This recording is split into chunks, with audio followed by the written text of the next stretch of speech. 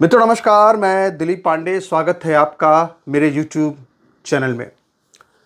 मित्रों, एक बहुत ही मशहूर कहावत है, नेकी कर जूते खा। मतलब नेकी भी करो, किसी दूसरे का फायदा भी करो और उसी से जूते भी खाओ। और मित्रों, एक बड़ा ही मशहूर गाना भी है, फिल्म है बेवफा सनम, कि अच्छा सिला दिया तूने मेरे प्यार का। तो मतलब जो हम यूट्यूबर्स हैं या हम सभी सोशल मीडिया इन्फ्लुएंसर, चाहे वो छोटे स्तर पे काम कर रहे थे चाहे वो बड़े स्तर पे काम कर रहे थे, लेकिन उन लोगों ने देखा जाए तो सामान्य वर्ग के साथ खड़े होकर के उनको एक बहुत बड़े संकट से बचा लिया। लेकिन आज हम ये देख रहे हैं कि उन्हीं सामान्य वर्ग में से कुछ ऐसे अगाध मोदी के प्रेम में डूबे हुए लोग हैं जो कि इस तरह से अगाध प्रेम में डूबे हुए हैं कि उनको अपने बच्चों का भविष्य तक नहीं दिखा। वो आकर के आज हम सबको गालियां दे रहे हैं। मतलब जो बीजेपी का आईटी सेल है या जो इस तरह के बिल्कुल घोर अंधभक्त लोग हैं जिनका मस्तिष्क जो है वो सही दिशा में काम नहीं करता, मस्तिष्क विकार है कि मोदी जो कहेंगे वो सब सही कहेंगे, महामानव है, देवता है, अवतार है। अब उन लोगों ने धीरे धीरे से, अभी तो उनकी खूब ठुकाई हुई कायदे से, हम लोगों ने ठुकाई की उनकी कायदे से क्योंकि वो गलत कर रहे थे। लेकिन अब जब हम लोग थोड़ा सा सोचे कि चलो ठीक है भाई, अब जो है सुप्रीम कोर्ट का फैसला हो गया, मतलब फैसला क्या, मतलब स्टे लग गया, चलो कोई नहीं, छोड़ो, बात खत्म हुई। लेकिन ये लोग सुधरने को तैयार नहीं है, ये लोग मानेंगे नहीं। मतलब क्या है कि 100 जूते खाए बिना इनको जो है नींद नहीं आती, ये इनकी स्थिति है।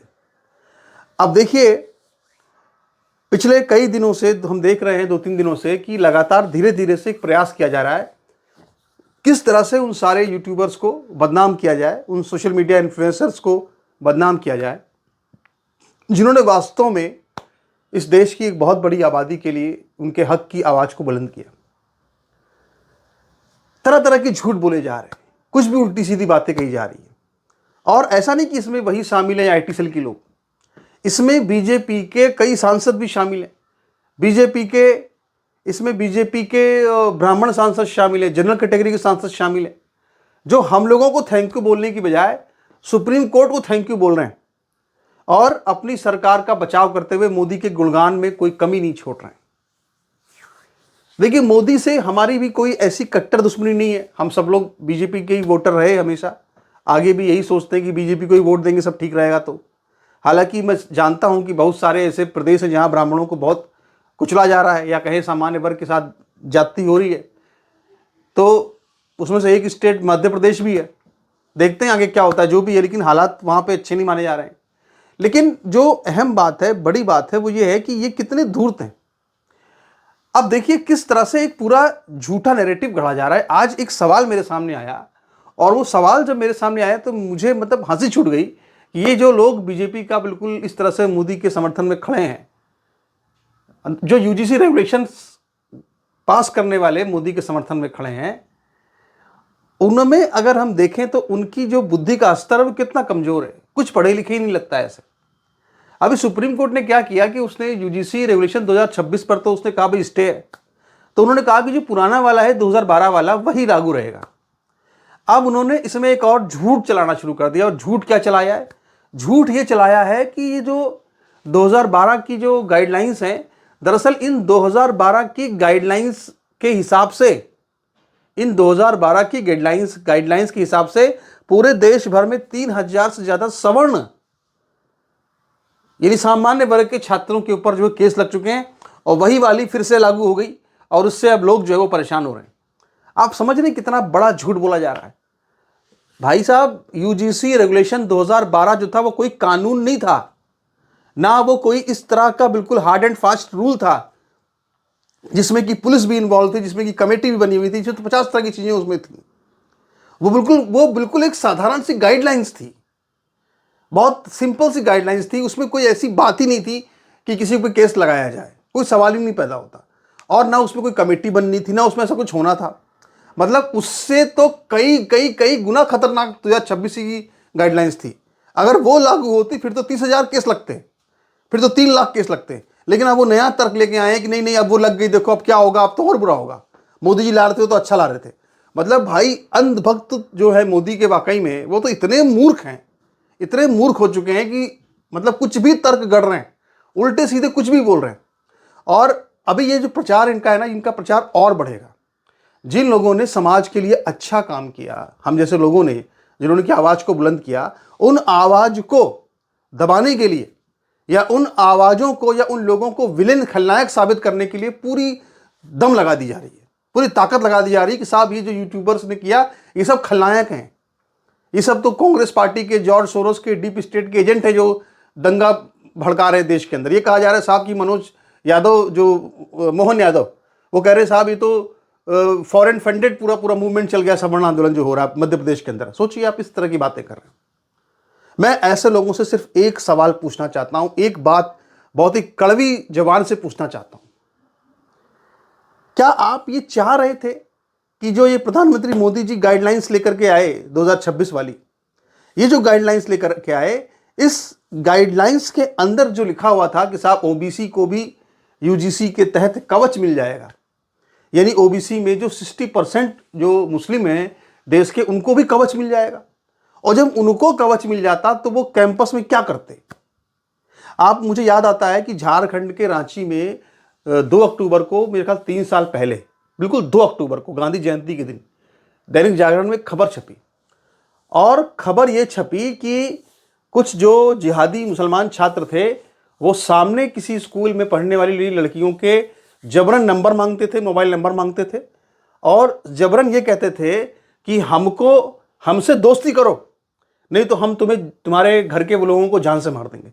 आप सोचिए कि इस तरह से जो आज जब देश के अंदर बीजेपी की सरकार है, प्रधानमंत्री मोदी की सरकार है, जब उत्तर प्रदेश में योगी की सरकार है, कहते साहब हिंदुत्व का परचम बुलंद है, इस दौरान में आप सोचिए, इस दौर में आप सोचिए कि इतनी हिम्मत है उनकी कि वो खुल करके कह रहे हैं हिंदू लड़कियों से कि भाई तुम हमसे दोस्ती करो, नहीं तो हम तुम्हारे घर वालों को गोली मार देंगे, तुमको गोली मार देंगे, ये इस तरह धमकाते हैं। ये बाकायदा हेडलाइंस छपी है दैनिक जागरण में 2 अक्टूबर, आज से लगभग 3 साल पहले। मैंने खुद अब कई बार उसको बताया था अपने इसी यूट्यूब चैनल पे, उसको स्क्रीनशॉट भी दिखाया था। आप सोचिए कि जब इन लोगों को, इन पसमानदा लोगों को, जो पसमानदा बेचारे हैं, जब इन लोगों को ये एक कवच मिल जाता कि चाहे अगर कोई भी भेदभाव हो यूनिवर्सिटी के अंदर, अगर कुछ भी, अगर आपके साथ आपको कोई कुछ भी बोल दे तो आपके ऊपर सीधा सीधा जो है आरोप लग जाएगा, और आप सीधे सीधे केस होके आपका केस कमेटी में चला जाएगा, इक्विटी स्क्वाड में चला जाएगा। मतलब आप सोचिए कि किस तरह से एक इतना बड़ा हथियार इस तरह के लोगों को दिया जा रहा था जो खुलेआम ये कहते हैं कि साहब हमसे दोस्ती करो, नहीं तो हम तुम्हें मार देंगे। इस तरह की जो मानसिकता के लोग हैं, आप सोच सकते हैं क्या कि इस तरह के मानसिकता के लोगों को इतना बड़ा हथियार दिया जा रहा था कैंपस में। जो लोग हमारा विरोध कर रहे हैं, आज हम उनसे ये कहना चाहते हैं कि अगर कि आप हमारे जैसे जो लोग हैं उनको, उनका एहसान मानो कि हमारी वजह से आज हमने आपके घर की बहू बेटियों की रक्षा कर दी, हमने आपकी घर की उन बहन बेटियों की रक्षा की जिनको कल कॉलेज जाना है। अगर वो आज ये मत सोचना कि हाई इस दुनिया में, हिंदुस्तान में हमेशा मोदी की सरकार ही रहेगी। आज मोदी की सरकार है, हो सकता है कल फिर मोदी की सरकार आए अगले चुनाव में, हो सकता है अगले बार चुनाव हो तो मोदी की सरकार ना आए, लेकिन कानून तो वही रहेगा ना यूजीसी का। फिर उस कानून का किस तरह से दुरुपयोग हो सकता है, कितने बड़े पैमाने पर दुरुपयोग हो सकता है, इस बात को क्या आप सोचेंगे नहीं? क्या कोई गलत कानून बनेगा तो आप उसका विरोध नहीं करेंगे? मतलब उनको तो एहसान मानना चाहिए कि हमने उनके छोटे छोटे बच्चों को, उनकी बेटियों को, उनके बेटों की हमने रक्षा की, हमने उनकी सुरक्षा की, उनके भविष्य के बारे में सोचा, और सरकार से जाकर के भिड़े। मतलब हमने अपने बारे में नहीं सोचा, हमने रिस्क लिया। लेकिन हम नेकी करें, मतलब नेकी कर दरिया में डाल।